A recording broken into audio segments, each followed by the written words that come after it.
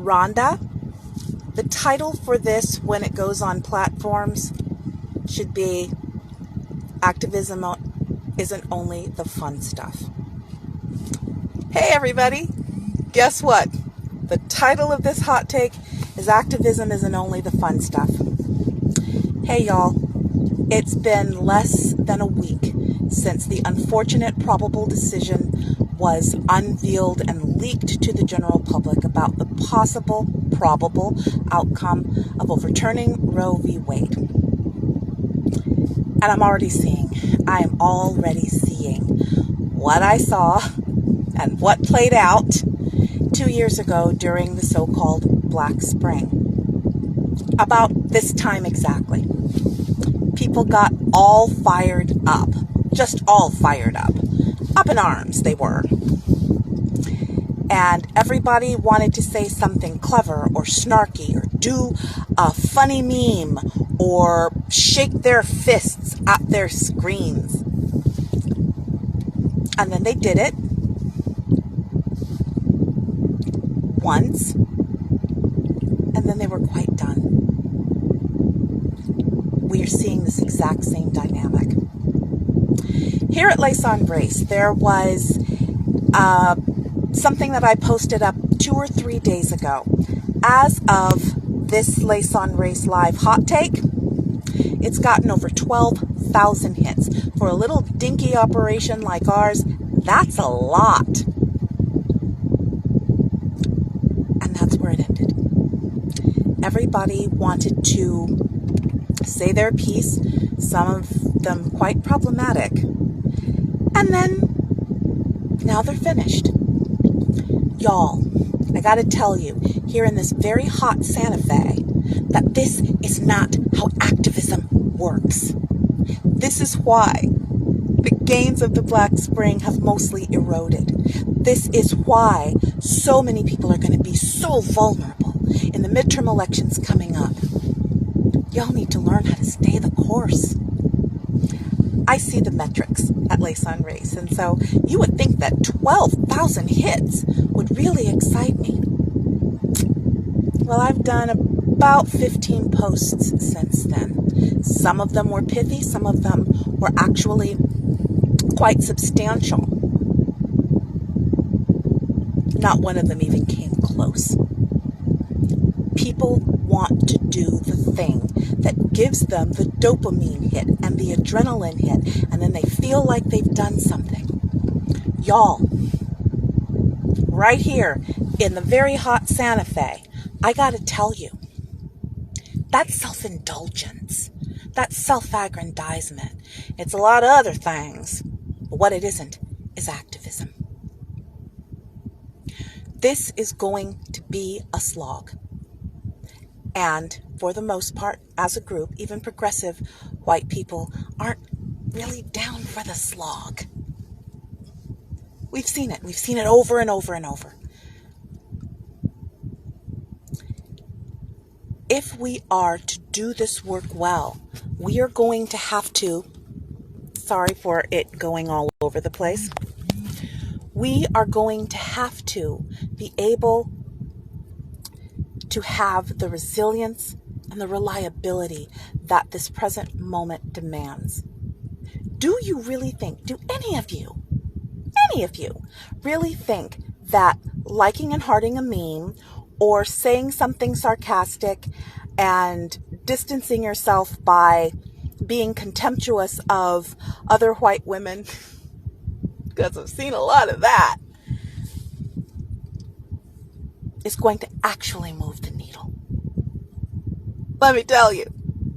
Spoiler alert. It's not going to move the needle. What is going to move the needle is focused work. And in order to do focused work, you gotta have the interior. Here at Lace Race, we say interior work drives exterior praxis. But in this present moment, when there is such a sense of urgency, we gotta learn to move on 2 tracks, not just one. The internal work, yeah, but also external praxis, external practice. And that cannot be self-indulgent. It cannot be. It needs to be effective. And it needs to be able to build on itself.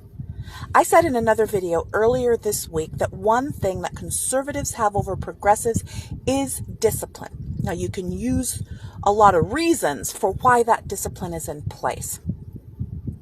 But the fact is, we don't have that. We get all up in arms, and then the next thing you know, we're done. And then we scratch our heads. Like I said in another video, conservatives have played the long game on Roe v. Wade since the moment the decision was made in 1973. They have been working and succeeding in eroding. They have been working and succeeding in undermining it, both on the legislative and on the judicial level.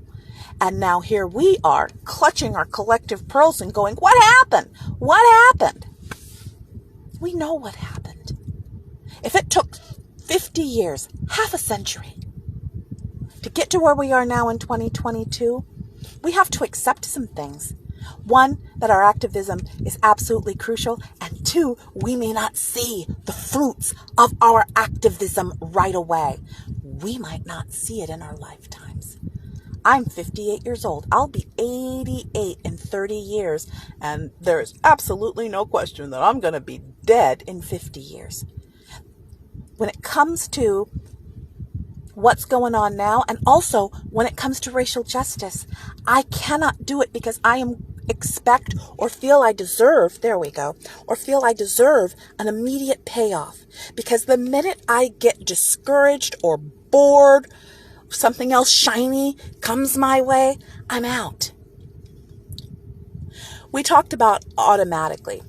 We talked about in the last couple of videos about how this cannot be just for you. This cannot even be just for your children. This needs to be for the most marginalized women and girls who are going to bear the brunt of this decision. That's really, really hard to fathom. And it's really hard for the larger cohort of progressive white people. And I'm talking to you probably, because again, I don't talk to MAGA hats. The people that I aim for and the people who listen to me are almost always on the progressive end of the spectrum.